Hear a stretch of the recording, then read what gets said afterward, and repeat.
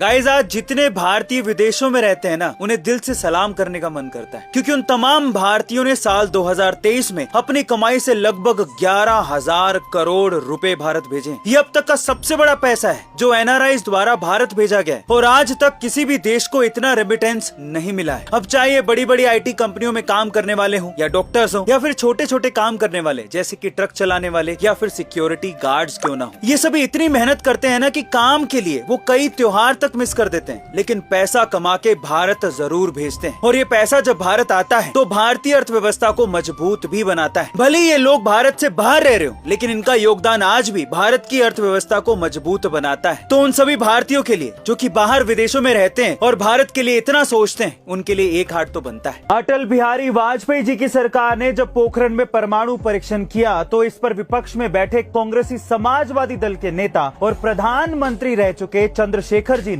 अटल बिहारी वाजपेयी जी से सवाल पूछा कि भारत पर ऐसा कौन सा खतरा आ गया था कि भारत को फिर से परमाणु परीक्षण करना पड़ गया। इस पर अटल बिहारी वाजपेयी जी ने विपक्ष की क्लास लगा दी। अटल बिहारी वाजपेयी जी ने कहा कि मुझे आश्चर्य हो रहा है कि परमाणु परीक्षण की भी आलोचना की गई। पूछा गया कि देश के सामने कौन सा खतरा आ गया है, लेकिन साल 1970 से 1974 के बीच में मैं भी इस सदन में मौजूद था जब प्रधानमंत्री इंदिरा गांधी के नेतृत्व में परमाणु परीक्षण किया गया था। उस समय हमने विपक्ष में होने के बावजूद भी इस फैसले का स्वागत किया था। क्या आत्मरक्षा की तैयारी तभी होगी जब देश को कोई खतरा होगा? आज जब हमने पोखरण में परमाणु परीक्षण किया तो विपक्ष इसका स्वागत करने के बजाय इस पर सवाल उठा रहा है। गाइस, अटल बिहारी वाजपेयी जी के इस जवाब ने विपक्ष का दोगलापन सामने लाकर रख दिया था। आपको क्या लगता है? कमेंट सेक्शन में जरूर लिखिएगा।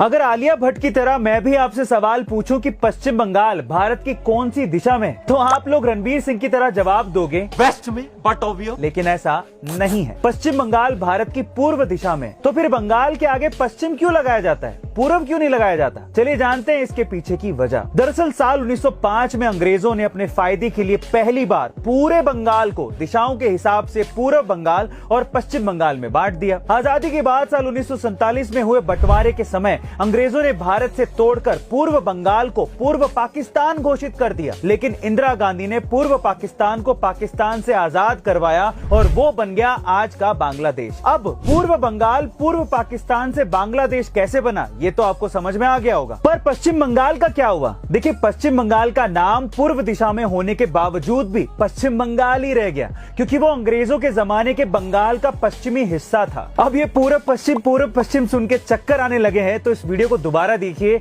समझ में जरूर आ जाएगा। गाइस, क्या आपको पता है कि जल्दी आप बिना वाईफाई और इंटरनेट के मोबाइल या टीवी पर अपने पसंदीदा प्रोग्राम्स और मैच देख पाएंगे? कैसे, चलिए जानते हैं। दरअसल भारत सरकार IIT कानपुर के साथ मिलकर डायरेक्ट टू मोबाइल तकनीक पर काम कर रही है, जिसकी मदद से आप अपने मोबाइल पर बिना किसी इंटरनेट लाइव टीवी चैनल देख पाएंगे। ऐसा इसीलिए ताकि भारत सरकार देश के 80 करोड़ मोबाइल यूजर्स तक शिक्षा संबंधी और इमरजेंसी अलर्ट की जानकारी समय पर पहुंचा सके। लेकिन इससे कई टेलीकॉम कंपनियों को नुकसान होने वाला है, इसलिए आने वाले दिनों में हो सकता है कि ये कंपनियां इस तकनीक का विरोध करें। वैसे गाइस, आपको क्या लगता है कि ये तकनीक देश में लागू होनी चाहिए? कमेंट सेक्शन में जरूर लिखिएगा।